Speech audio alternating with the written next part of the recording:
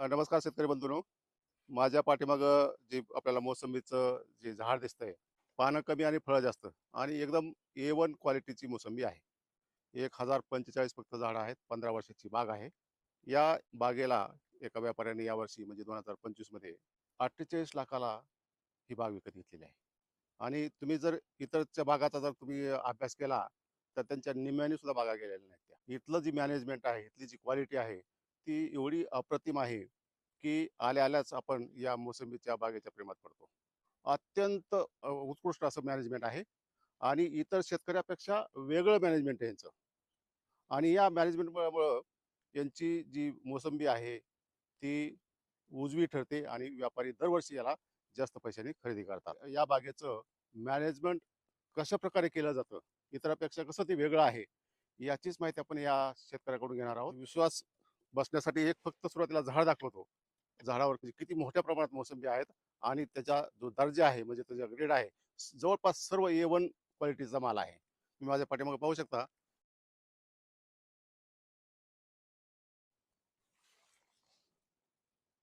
खूपच मोठ्या प्रमाणात मोसंबी लागलेली आहे आणि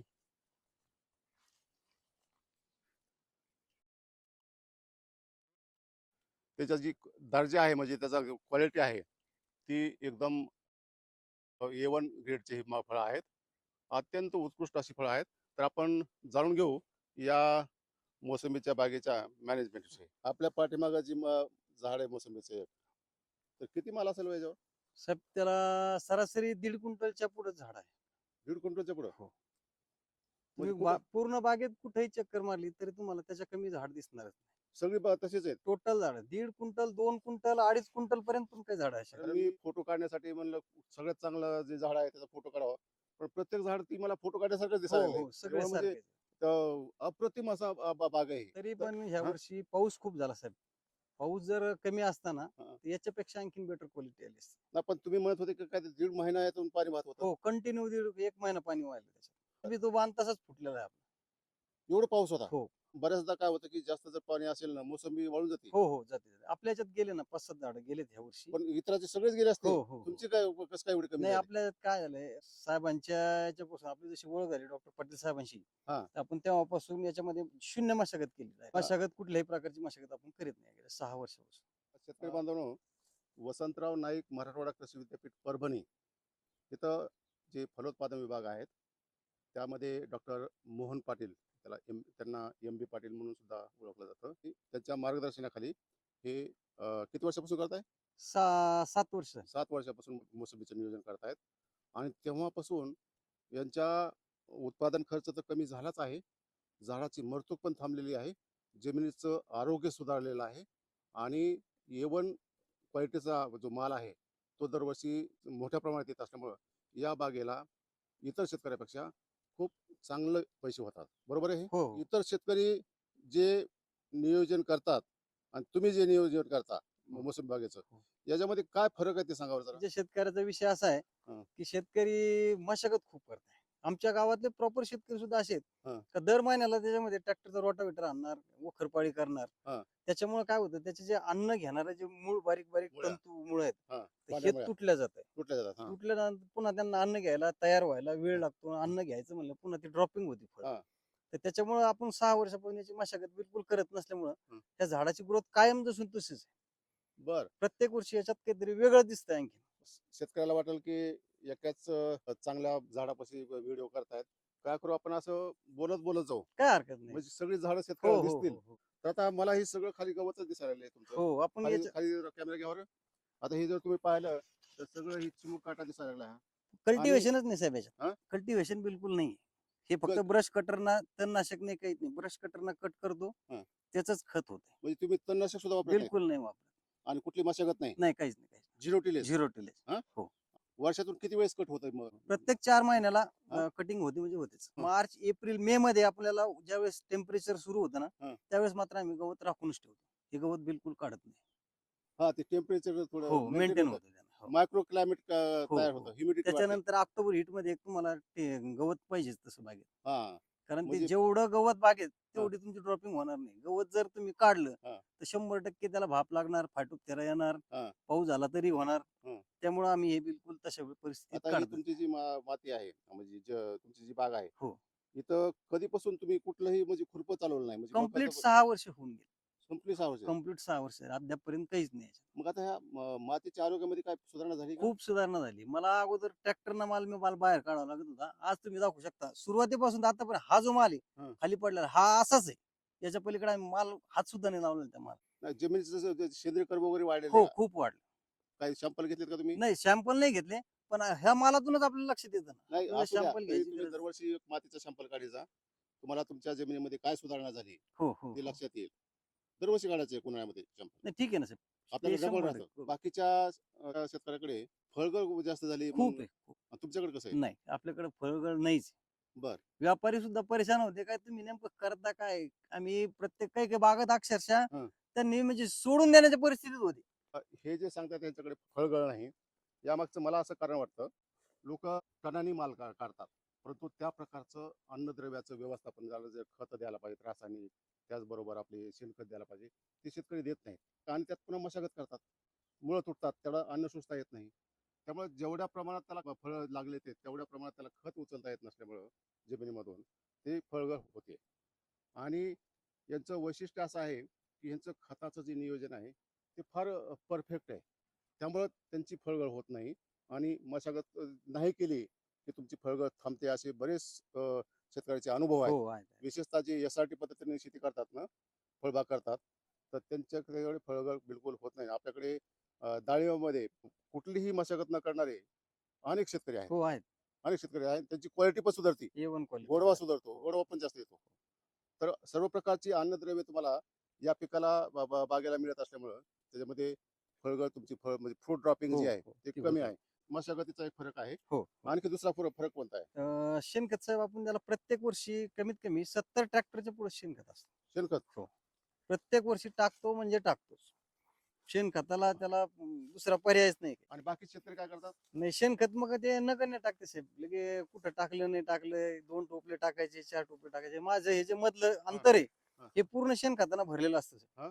हो. हे टोटल मोजलं. हो.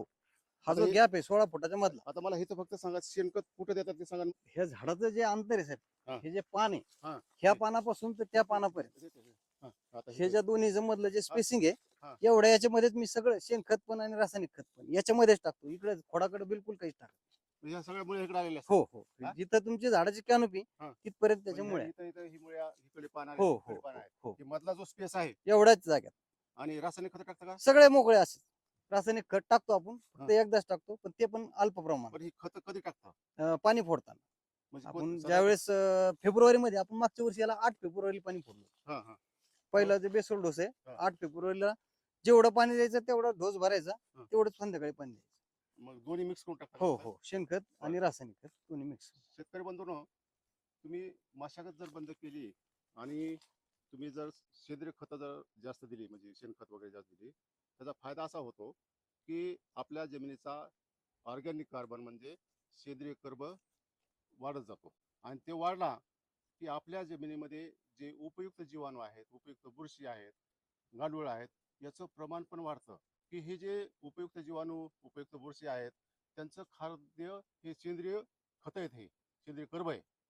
आणि त्याचा फायदा असा होतो की आपण दिलेली जी वरून दिलेली रासायनिक खतं असतात किंवा जमिनीमध्ये फिक्स झालेले रासायनिक खतं असतात किंवा अंगभूत काही खनिजं असतात, त्यापासून त्याला न्यूट्रिएंट मिळतं पिकाला, तर त्याच्यावर प्रक्रिया करण्याचं काम हे उपयुक्त जीवाणू करतात. शेणखत जास्त टाकलं असल्यामुळं त्यांचं मल्टिप्लिकेशन फास्ट होतं आणि त्या बॅक्टेरियाची संख्या खूप वाढते. रासायनिक खतं पाहिजे त्या प्रमाणात पिकाला उपलब्ध करून देतात. मेन शास्त्र हित आहे. सेंद्रिय कर्ब वाढला तुमचा, शेणखत दिलं की तुमच्या उपयुक्त जीवाणू आणि उपयुक्त बुरशी आहेत त्या 100% वाढतात. आणि तिथंच शेतकरी चुकतात आणि ते सांगतात की आमच्याकडे फळगळ झाली, रोग आले, काय काय आले. आणि दुसरी गोष्ट अशी आहे, उपयुक्त जीवाणू बुरशी जास्त असल्यामुळं पिकाला जे न्यूट्रियंट, जे अन्नद्रव्य पाहिजे आहे ते सर्व त्याला शोषता येतात. आणि एकदा सर्व प्रकारचे अन्नद्रव्य त्या पिकाला मिळाले की त्याच्यामध्ये काटकपणा येतो. आणि ह्या काटकपणा आल्यानंतर त्याच्यामध्ये रोग असेल, कुठली कीड असेल, ती सहसा येत नाही. फ्रूट ड्रॉपिंग आहे ती पण होत नाही. बरोबर आहे हे? हो हो. मग आता तुम्ही एकदाच म्हणजे शेणखत आणि रासायनिक खत खत दोन्ही खत देता मिक्स करून पाणी फोडायच्या अगोदर तेवढं देऊन टाक. बरेचसे गॅप पण आहेत. हो आहे ना. 1045 मध्ये तुमचं किती टन निघाले अपेक्षित आहे इथं? 135 टनाच्या पुढे माल निघाला. आज 21 हा. जानेवारी 2026 आहे. 25 तारखेच्या नंतर माल तोडायला सुरुवात होईल. आपला वायदा 10 जानेवारीचाच होता. हा. पण व्यापारी म्हणले आम्हाला एक 8-10 दिवस आणखी एक्स्ट्रा द्या. त्यामुळे म्हणलं ठीक आहे, काय हरकत नाही. थोडं- मागच्या वर्षी हा. 15 फेब्रुवारीला माल काढला होता साहेब. त्याचं 128 टन माल त्यांनी निघाला. थांबा सांगितलं का? हो. म्हणजे काय रेट गणित हा असं हा वाढायचं? हा त्यांचा अंदाज आहे. जसं जसं बरंच भाव ओव्हर वाढ- मॅचवर झाले ते. हो आहेत. पण मग ते बापरे. म्हणतात थोडंफार नुकसान होईल आमचं, होऊ द्या. हा. पण आमचं त्याच्यापेक्षा दुप्पट फायदा जर होत असेल तर काय अडचण नाही. बर, आता ही एक आपला दुसरा फरकाचा मुद्दा पाहिला आपण तुमचं न्यूट्रिएंट मॅनेजमेंट.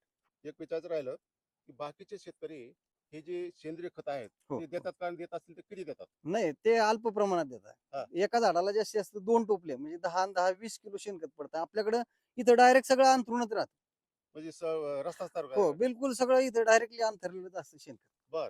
पण म्हणजे आपल्या तोंडाने आपली स्तुती करणं हे चुकीचं आहे. हा. मी जास्त सोशल मीडिया फिडिया काही वापरत नाही. हा. त्यामुळे मी प्रत्येक गोष्टीचं तुम्हाला अपडेट दिलं असतं की हा. तुम्हाला प्रत्येक गोष्ट टाकताना बी मी सांगितली हा. असती. पण ते हा. आपण त्याच्यातला आपल्याला छंद नसल्यामुळं हा. शेती हाच आपला छंद आहे.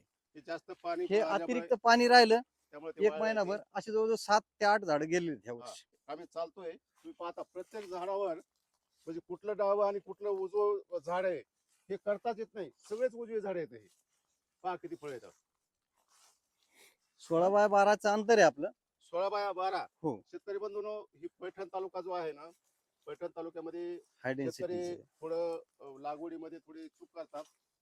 जे विद्यापीठाचं स्पेसिफिक आहे 18x18 फुटावर त्यांनी लागवड केली पाहिजे असं आहे. परंतु शेतकरी 12x12, 14x12, 16x12 असे अनेक प्रकारचे अंतर जवळ लावतात आणि त्याच्यामुळे सुद्धा फळगळ होण्याचं प्रमाण इथं जास्त आहे. वाढतं. बरोबर आहे. रोगराई जास्त आहे. आहे. बरोबर आहे. हो हो. मग तुम्हाला वाटत नाही का तुमचा अंतर सुद्धा थोडा? नाही काय झालं साहेब, आपण लागवड करताना 1135 झाडं होती हा. 5 एकर क्षेत्रामध्ये. हा. पण हे आता कमी होत होत प्रत्येक वर्षी कमी होत चालले. हा. आणि आपल्याला त्याचा फायदा पण होऊ लागला. ठीक आहे, होऊ द्या 4-2 झाडं दरवर्षी जरी कमी झाली, हा. ह्या झाडाला जागा मिळते, हवा याची खेळती ग्रोथ राहते. चांगली होती, हवा खेळती हवा राहते. खेळती होती, हा. ऊन पण चांगलं मिळतंय. हा. त्यामुळे त्याचा काही असा तोटा जाणवत नाही. बर. प्रत्येक तर- वर्षी माल हा वाढूनच निघतो. जरा हे कॅमेरा ह्या झाडावर हे करते, फळं किती असावीत? आता मी म्हणतो ह्याच्यावर 2 फुटापर्यंत मानली गेले. हो हो. बघा थोडं आतून घाल कॅमेरा, आतून खाली बसून दाखव. बघा फळ किती येते. हा. आणि तुम्हाला वाटतं आता ही एकच फळ झाड दाखवले. आता इकडे कॅमेरा फिरव या झाडाचा. पाय म्हणजे नजर लागावी अशी बाग आहे. खेड्यामध्ये तुम्ही वाटत साहेब जो पहिला व्हिडिओ केला होता हा. त्याच्यानंतर आतापर्यंत जवळपास 2,500 ते 3,000 शेतकरी आलेत आणि जास्तीत जास्त शेतकरी जालना आणि नागपूर विभागातले जास्त आहेत. नाही. माझा उद्देश व्हिडिओ करण्यामागे तोच होता की तुम्ही ज्या पद्धतीनं मोसंबीची बागेचं नियोजन करताय हो हो. आणि त्यातून जो फायदा होतोय तो इतर शेतकऱ्याला सुद्धा कळायला पाहिजे की आपल्या चुका कुठे होत आहेत. नाही तर ती त्याला दाखवण्याचा मूळ उद्देश होता. पण ती पाहिल्यानंतर काही शेतकऱ्याच्या ह्याच्यामध्ये सुधारणा बदल झाली का? झाला. बऱ्याचशा शेतकऱ्याचे अनुभव आहेत की त्यांचा बदल झाला. हा? हो आहेत? नागपूर विभागातल्या बऱ्याचशा शेतकऱ्याचा अनुभव आहे की त्यांच्यात म्हणजे बदल आम्हाला जाणवला. आमच्या कष्टाचं चीज झालं हो हो व्हिडिओ हो, करण्याच्या. हो, हा? हो. 100% चीज झाली. आता दुसरे एक शेतकरी आहेत, हे रिटायर्ड गव्हर्नमेंट ऑफिसर आहेत. विश्वनाथ दहे म्हणून हे शेतकरी आहेत, परभणी जिल्ह्यात येते, मानवत तालुका. त्यांची पण शेती आहे, त्यांच्याकडे संत्र्याची बाग आहे. तर तुम्हाला ही बाग पाहिल्यानंतर काय वाटतंय? या बागेचं फक्त ऐकलं होतं आणि प्रत्यक्ष 8-10 दिवसापूर्वी मी एकदा बघून गेलो. जिज्ञासा होती की एवढे फळं खरोखरच एका झाडाला 2-2 1.5 क्विंटल ते 2 क्विंटल लागतात. हे जिज्ञासा म्हणून पाहायला आलो आणि खरोखरच यांचं मॅनेजमेंट, झाडाची कॅनॉपी, त्या पट्ट्यामध्ये जे त्यांचं रासायनिक खत, सेंद्रिय खत टाकण्याची जी पद्धत आहे आणि अजिबात मशागत करत नाहीत, त्यामुळं त्यांचा सेंद्रिय कर्व वाढलेला आहे. गवत तिथल्या तिथंच कापून टाकल्यामुळं आणि तणनाशक, बऱ्याच जणांचं म्हणणं येतं की तणनाशकामुळे वाईट परिणाम वगैरे होतात, परंतु हे तणनाशक वापरत नाहीत. तरी पण जे काही गवत होतं तर त्याचा फायदा पण घेतात आणि झालेलं तण हे नंतर ब्रश कटरने काढून त्याचं जागेवरच खत तयार होतं. त्यामुळे सेंद्रिय कर्व खूप वाढलेला आहे. जिथं खत टाकतात, जिथं सेंद्रिय खत टाकतात, रासायनिक खत टाकतात, तिथं ते बुरशी येऊ नये म्हणून गंधकयुक्त खतं पण टाकल्यामुळे त्यांच्या झाडाला कुठेही मला डिंक्या किंवा फायटोप्थरा सारखे रोगराई कुठं दिसली नाही. त्यामुळे एकदम निरोगी बाग आहे. निरोगी बाग असल्यामुळे झाडाची फळगळ नाही आणि मला खरोखरच यांचं नियोजन जे आहे तर खूप आवडलेलं आहे. ही तुम्ही 4 वेळेस ह्याची कटिंग होती हो साहेब. तर याच पुढे खत होत पूर्ण खत तयार. याला काही दिसणार नाही तुम्हाला. किती टनामध्ये होत असेल हे बरं? त्याचा टनेजचा अंदाजच नाही सांगू शकत. कारण नाही? आता हे कट करताना आहे ना, हा. ते जे कटरला मी माणसं लावले होते, हम्म. तर त्यांना अक्षरशः पुढचं काही दिसत नव्हतं. इथपर्यंत गवत होतं अक्षरशः. बर. तर एवढं टोटल सगळं पण त्याचं लोक हसत असतील ना गौतम भाऊ? हसू द्या ना, हसणारेच लोक लागत असतात. हं. हसले तरच आपलं चांगलं होतं. बरं दुसरा एक वैज्ञानिक भाग सांगायचा राहिला माझा, की आता ही सगळी जी आहे ना गवताची चादर झाली, बरोबर आहे? हो हो sir. मातीच दिसत नाही, नाही. ही पूर्ण गवताची चादर झालेली. आणि याचं जे सॉइल सायंटिस्ट जे आहेत, म्हणजे मातीवर संशोधन करणारे जे शास्त्रज्ञ आहेत, जे खूप म्हणजे चांगला अभ्यास आहे त्यांचा, त्यांचं म्हणणं असं आहे, जे देश उष्णकटिबंधीय प्रदेशामध्ये राहतात, म्हणजे तिथं उन्हाळा खूप कडक असतो, तिथं तुम्ही शक्य होईल तिथं ऑर्गॅनिक मल्चिंग करा. म्हणजे कुठलंही तुमचा भुसा बिसा काय असेल ते जमीन झाकून ठेवा. परंतु कोरडवाहू शेतीमध्ये सहसा कुणाला ते करता येत नाही. परंतु फळबागा आहेत तिथं मात्र तुम्ही मल्चिंग करू शकता. ते कशामुळे सांगतात मल्चिंग करा? त्याचं वैज्ञानिक कारण असं आहे, आपल्या जमिनीमध्ये जो सेंद्रिय कर्ब असतो तो जमिनीच्या वरच्या थरामध्ये असतो, कारण तो मातीच्या कणापेक्षा हलका असतो. त्याचं जे विघटन आहे, जास्त जर ऊन असेल ना तर त्याचं विघटन वायूच्या स्वरूपात होऊन जातं. पहिला मुद्दा. दुसरा मुद्दा असा आहे की आपण ज्यावेळेस मशागत करतो आणि बारीक माती तयार करतो, त्यावेळेस सुद्धा तो जो सेंद्रिय कर्ब आहे वरच्या थरातला जो असतो तो जास्त पाऊस होतो त्यावेळेस तो पाण्याबरोबर मातीच्या अगोदर वाहून जातो. ऊन आणि पाऊस याच्यामुळं जमिनीचं आरोग्य बिघडतं, म्हणजे सेंद्रिय कर्ब कमी होतो. हा जर तुमच्या जमिनीतला सेंद्रिय कमी होऊ द्यायचा नसेल आणि ऑर्गॅनिक मल्चिंगचा टाकून त्याच्यामध्ये तो वाढवायचा असेल तर तुमची जमीन झाकून ठेवा, असं शास्त्रज्ञ सांगतात. तेच हे करतायत. त्याच्या मागचं विज्ञान हे झाकून राहिल्यामुळं ऊन त्या मातीच्या कणापर्यंत जाऊ शकत नाही आणि त्याचं विघटन होऊ शकत नाही. तर हा फार महत्वाचा मुद्दा आहे. हा जिथं जिथं फळबाग करणारे शेतकरी आहेत त्यांनी हे समजून घेतलं तर निश्चित त्यांच्या जमिनीचं आरोग्य सुधारेल. आता हे 2 मुद्दे झाले. आणखी काय फरक तुम्ही केलेला आहे ते सांगा ना जरा. पाण्याचं नियोजन असेल किंवा बाकीचं काय सर, रोगाचं पाणी हे आपलं ड्रिपनं नाहीये. हा. इतर लोक टोटल ड्रिपनं पाणी देत आहे, हा. पण आपलं पाणी ड्रिपनं नाहीये. हा. आपलं पाणी पूर्ण फ्लडनंच पाणी आहे. हा. आणि त्यांना काय होतंय, जमीन ही वापसा कंडिशनला लवकर येते. नाही, म्हणजे ड्रीप वापरण्याबद्दल माझं दुमत नाहीये. हा. फक्त अडचण एकच आहे की ज्या शेतकऱ्याला ड्रीपच्या बाबतीत 100% नॉलेज आहे, हा. तंतोतंत ज्याचा अभ्यास आहे, हा. त्याने ते 100% वापरलंच पाहिजे. पण आपल्याला याच्यातलं नॉलेज नाहीये, हा. त्याच्यामुळे आपण हे वापरत नाही. आमची इथं काय आहे, 60 फुटावर मुरुम आहे डायरेक्ट. एवढं डीप सॉइल आहे. म्हणजे ब्लॅक वॉटर हो हो, काळीभोर जमीन आहे टोटल काळी. 60 फुटापर्यंत. हो. त्याच्यामुळे हे पाणी काय होतं, आमचं जरी ड्रीप लावलं ना, हा. हे खाली खाली खाली जाते. हा. खाली ही जमीन अशी पूर्ण घट्ट होती, हा. आतमध्ये चिकट होऊन जाते. हा. आणि मग हे मुळ्यांना आपटेक करता येत नाही. त्याच्यामुळं ही ड्रीप टोटल बंद केलंय. पाणी कधी देतात? पाणी आपलं नाईटलाच पाणी असतं. हा. संध्याकाळी आपण डायरेक्ट 20 झाडाच्या अंतरावर पाईप टाकलेले आहेत. हा. त्याला 20 mm चे लॅटरल काढलेले हा. आहेत. त्या लॅटरल मधून डायरेक्ट फ्री पाणी मोकळं सोडून देतो. हा. ते 20 झाडापर्यंत सकाळपर्यंत पाणी येऊन जातं. साहेब, आपण याला जे पाणी देतोय ना, त्या पाण्याची पद्धत आपण अशी बनवलेली आहे की ही 2.5चा पाईप आहे. याला 20 mm च्या 4-4 फुटावर लॅटरल काढलेल्या त्या, आणि एका उळीमध्ये 4 लॅटर आपण आपल्याला जसं पाहिजे तसं त्या पद्धतीने याला जोरात फास्ट मध्ये जर पाणी काढायचं तर फास्ट मध्ये पण पाणी काढू शकतो. अशा पद्धतीने हे तयार केलेलं. आपल्याला असं हे करायचंय की 2 घंट्यात हा प्लॉट भिजला पाहिजे.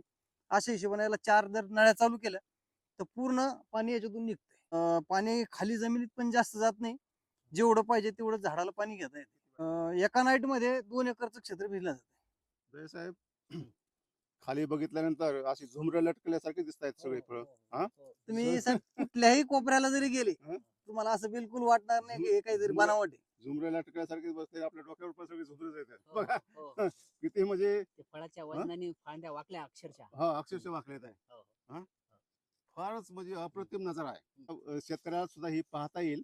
शेतकऱ्यांनी आवश्यक विजिट द्यावी, पण तोपर्यंत जर बाग तुटला तर तुम्हाला ते हा माहोल आहे सध्याचा तो पाहता येणार नाही, परंतु मार्गदर्शन मात्र तुम्हाला यांचं घेता येईल.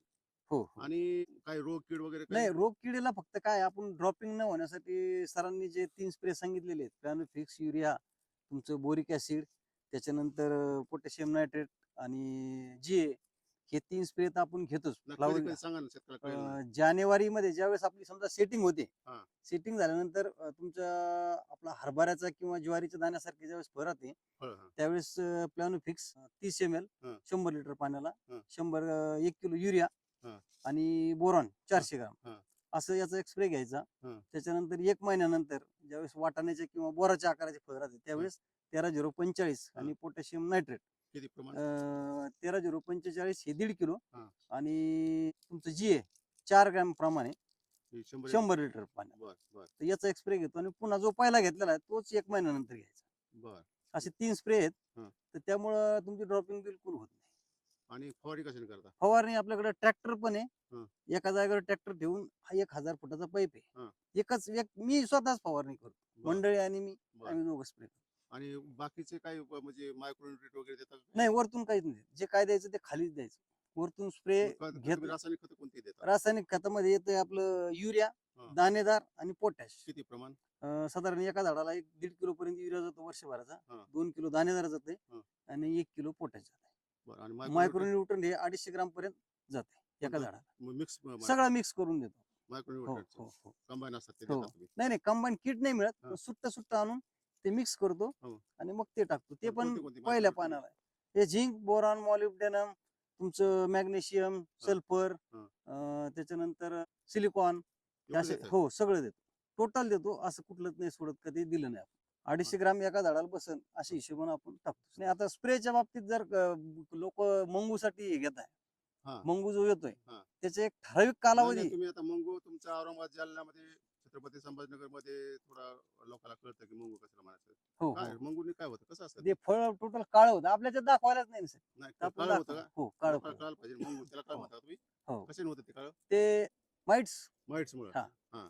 त्याच्यामुळं ते काळे होते. हो, बरेच होतात लाल तसं. कोळी, काळा कोळी जो आणि असतो ना. कळीने तर खूप होतात हो कळी हो, कळीने. खूप म्हणजे मग खूप. त्याला काय करता तुम्ही?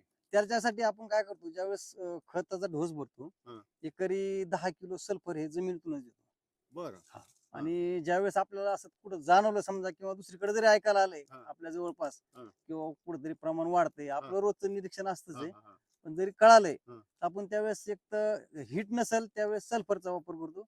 आणि जर तापमान असेल हा. याच्यात क्लायमेटमध्ये, हा. तर आपण एक इथिऑन नावाचं औषध ते एक स्प्रे घेतो. काय प्रमाण सल्फर? 2 ml प्रति लिटर काय? इथिऑन.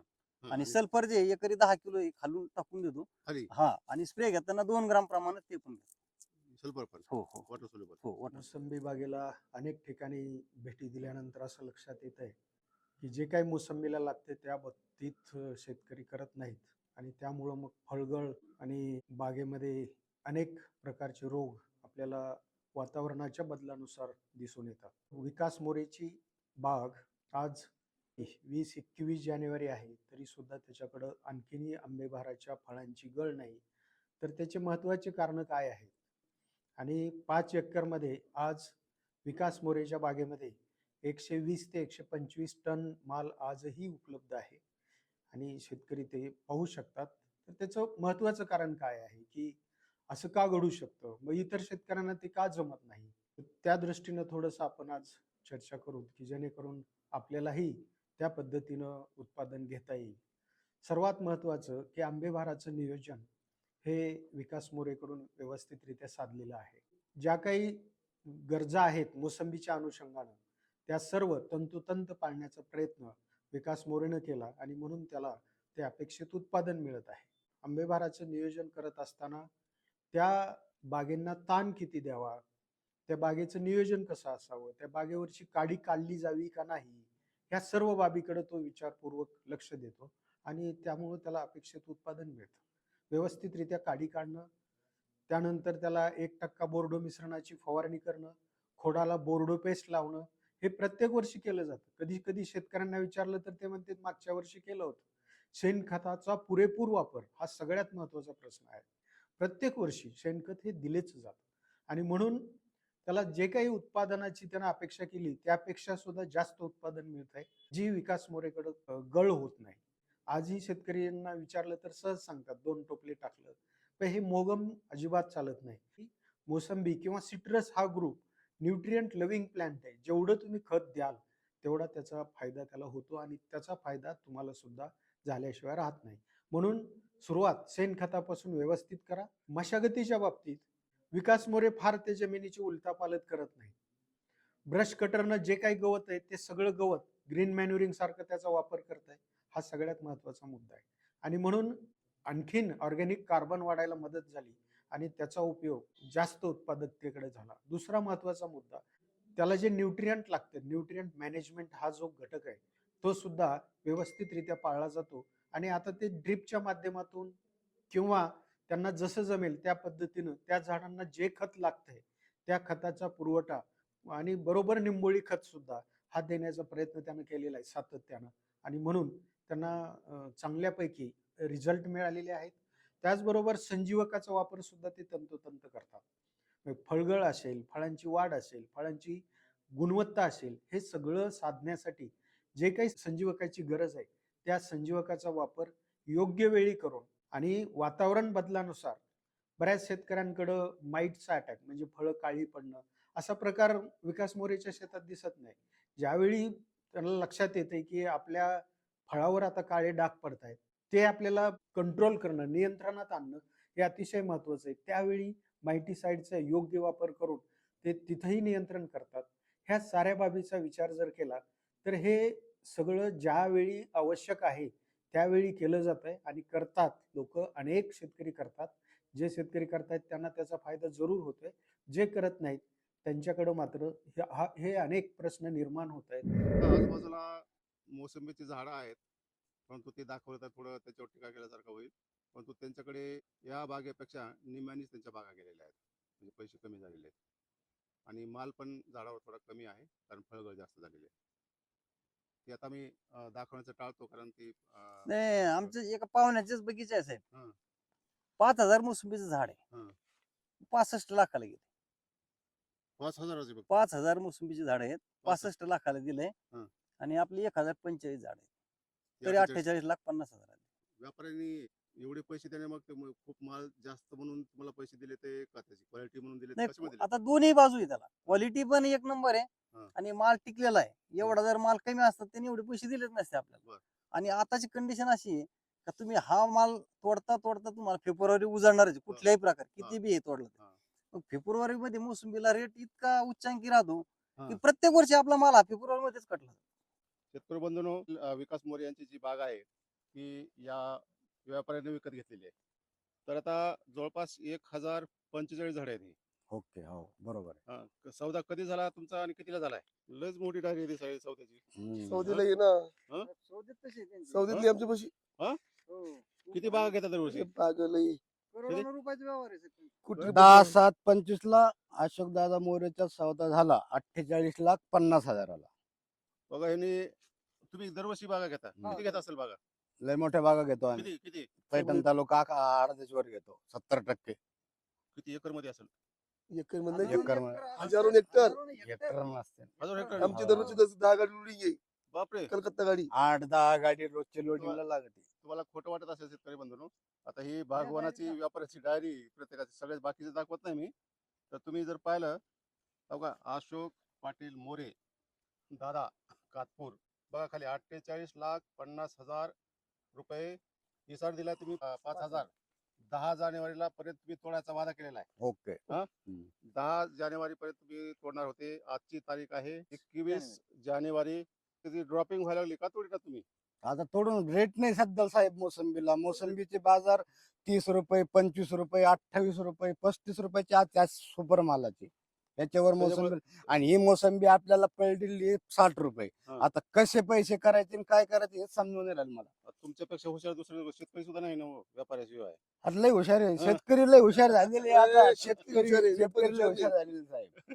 मोसंबीला सगळ्यात जास्त भाव कोणत्या महिन्यात राहतात? कधी चढाय कधी सोडतो? डिसेंबर पासून तर जानेवारी पर्यंत मोसंबीला चांगला रेट असतं, पण यंदा मोसंबीला नैसर्गिक आपत्ती जास्त आलेली आहे. त्याच्यामुळं सगळ्या शेतकऱ्यांनी माल थांबून धरलेले रेट साठी. पण ते काय भाव मोसंबीला आलेले नाही. बरं. आज रोजी सुपर माल 35 रुपयाचे पैसे हातामध्ये येते आणि आमची खरेदी 50-60 रुपयाची. माझं आतापर्यंत जे मोसंबी पाहण्यात आहे की मोसंबी पिवळी झाल्यावर जास्त दिवस टिकत नाही, नाही टिकत. फळगळ होती लगेच. हो. आता तुमची ही पिवळी होऊन किती दिवस झाले? साधारण 1.5-2 महिन्यापासून हा कलर सुरुवात झाली आहे. 2 महिन्यापासून. मला त्याचं कारण असंच वाटतंय की याच्यामध्ये त्या पिकाला लागणारे जेवढे अन्नद्रव्य आहेत ते सर्व त्याला मिळालं हो असल्यामुळं हो त्याच्यामध्ये तो काटकपणा आलेला आहे, देठ मजबूत झालेले आहे, त्यामुळे तुमची फळगळ होत नसावी असं. बिलकुल नाही. हा हो. नाही तर आतापर्यंत ही सगळं सडा पडला असता टिकूच खाली. शकत नाही इतके हा? दिवस. नाही टिकू शकत. नाही पण तुम्ही आता असं केलं पाहिजे. तुम्ही जर व्यापाऱ्याला सांगितलं 10 तारखेला तो तोडणार होता, तू जर एवढं पुढे गेला तर तुम्हाला एवढे पैसे जास्तीचे द्यावे लागतील. नाही तर नाही सांभाळायचं कसं पण आताची अडचण अशी आहे साहेब, हं? आमची बी शेतकऱ्याचा विषय असा आहे, एखाद्या शेतकऱ्याचा समजा 10 लाखाचा सौदा झालाय, हं. तो शेतकरी त्याला दिवाळीपासूनच मागा लागतो, भाऊ 1 लाख रुपये कमी दे मला, 9च दे, हं. पण हा माल लवकर तोडून घ्या. कशामुळे?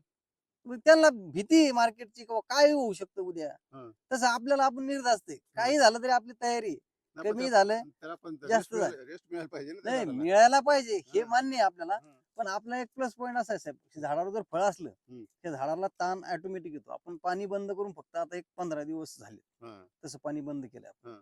यांना ह्या फळामुळं ऑटोमॅटिक नैसर्गिकच ताण येतो त्या झाडाला. आपल्याला हो. कुठलेही स्प्रे घ्यायची गरज नाही, काहीच नाही बरोबर. काहीच. ते कारण त्याला अन्नद्रव्य पाणी हो त्यालाच लागते ना हो फळाला, हो त्यामुळे ते ताण येत असतं. आणि पहिल्याच पाण्यामध्ये इतका फ्लॅश निघतंय हं. का खूपच भयानक फुट होते. तर शेतकरी बंधूंनो, व्हिडिओ करण्यामागचा उद्देश असा आहे की आपल्या मोसंबीचे चांगले पैसे जर करायचे असतील किंवा आपल्या जमिनीचं आरोग्य जर सुधारायचं असेल तर तुम्हाला या पद्धतीने जर मोसंबीचे नियोजन केलं तर निश्चित तुमच्या बागा सुद्धा सुधारू शकतात. एक वेळ तुम्ही अवश्य या बागेला भेट द्यावी. विकास मोरे जे आहेत ते प्रत्येकाला मार्गदर्शन करतात. त्यांच्या मार्गदर्शनाखाली जर तुम्ही हे पिकवलं तर खूपच चांगल्या प्रकारची मोसंबी तुमच्याकडे येऊ शकते. त्याचबरोबर डॉक्टर मोहन पाटील जे आहेत त्यांचे गुरु म्हणजे मार्गदर्शन करणारे, त्यांच्यामुळे खरं तर हे या पद्धतीच्या मोसंबीकडे हे वळलेले आहेत. नसता शास्त्रज्ञावर बरेचसे शेतकरी विश्वास ठेवत नाही, तुम्ही विश्वास ठेवला बरोबर आहे. आणि ह्यांना काय कळतं असं शेतकरी बऱ्याचदा म्हणतात. परंतु त्यांचं सुद्धा फार मोठं योगदान आहे डॉक्टर एम बी पाटलाचं. त्यांच्या मार्गदर्शनाखाली ही तंतोतंत नियोजन करतात. तर त्यामुळं दोघांचे आभार आणि दोघाला शुभेच्छा. धन्यवाद.